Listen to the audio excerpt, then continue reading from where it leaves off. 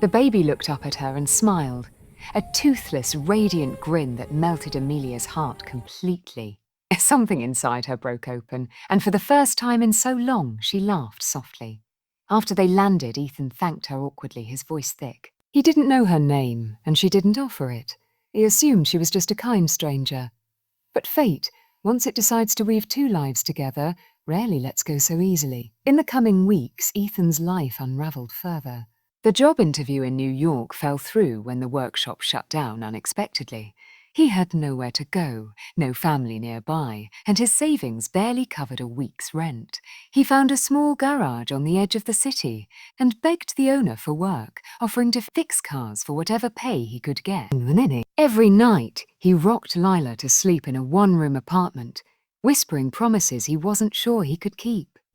Meanwhile, Amelia tried to move on with her privileged but hollow existence. Yet she couldn't forget the mechanic's face or the baby's innocent eyes. Something about that flight haunted her. She began visiting her late fiancé's charity foundation again, which focused on helping single parents rebuild their lives. One day, while reviewing the list of new applicants for financial aid, a name stopped her heart. Ethan Cole. She remembered the baby, the trembling hands, and the soft whisper of a daddy's trying. Without telling anyone, she decided to visit the garage listed in his application. When she arrived, she found Ethan covered in grease, bent under the hood of an old pickup.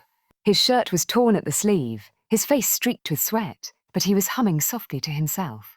Lila sat nearby in a stroller, clutching the same little toy Amelia had given her on the plane.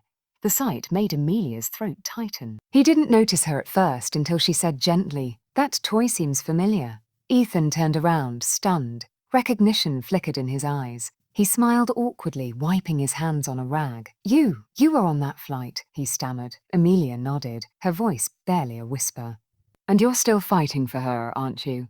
That day, Amelia learned about his struggles, his wife's death, his dreams of opening a small garage, his constant battle to provide for Lila. The story shattered her. She realized that the strength she'd lost in herself was mirrored in this man's daily survival. That evening, after she left, she sat in her car for a long time, tears streaming down her face. For the first time in years, she felt moved to act, not out of guilt or pity, but genuine admiration. Weeks passed. Then one morning, Ethan received a call that changed everything. A luxury auto company had noticed his work through a small online article about local mechanics. They wanted to hire him as a senior technician with full benefits and housing. Ethan was speechless. He didn't know it was Amelia who had quietly arranged everything behind the scenes. Months later, he received an invitation to an event by a foundation helping single parents. When he walked in, dressed in his only clean suit, he saw her again, standing at the stage, radiant but humble. Amelia announced a new initiative. The Heart Foundation will open a chain of community garages, providing jobs and training for struggling mechanics and single parents. This project is inspired by one man, a father who never gave up. Ethan froze. The crowd applauded, unaware that the man she spoke of stood among them. Their eyes met, and in that moment words weren't needed. Gratitude, hope, and something unspoken passed between them. After the event, Amelia walked up to him, smiling gently. "Looks like Leela's daddy finally got his wings," she said softly. Ethan's eyes glistened. "Because someone believed I could," he whispered back. They stood there, surrounded by applause, both quietly healing wounds they thought would never close.